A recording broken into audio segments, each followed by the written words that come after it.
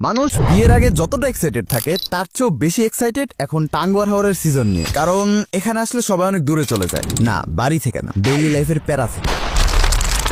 এখানে কেউ চাইলেও আপনাকে খুঁজে বের করতে পারবে না। কিভাবে পাবে? 250 থেকে 300 হাউস বোটের মধ্যে আপনি কোনটায় থাকবেন সেটা তো এখন আপনি নিজেও জানেন না। কিন্তু যাওয়ার আগে যেটা জানা উচিত সেটা হচ্ছে ঢাকা সিলেট হাইওয়ের অবস্থা এখন খুবই কঠিন, আর এইসব কঠিন রাস্তায় মানুষকে প্রাইসলেস জায়গায় নিয়ে যায়। যদিও আমাদের সাথে এইসব রুলস কাজ করে না, কারণ ট্রেনের সাথে আমাদের প্রেমের সম্পর্ক। সুনামগঞ্জে কোনো একভাবে চলে যাবেন, কিন্তু এতগুলো হাউস বোটের মধ্যে আপনি কোনটা সিলেক্ট করবেন?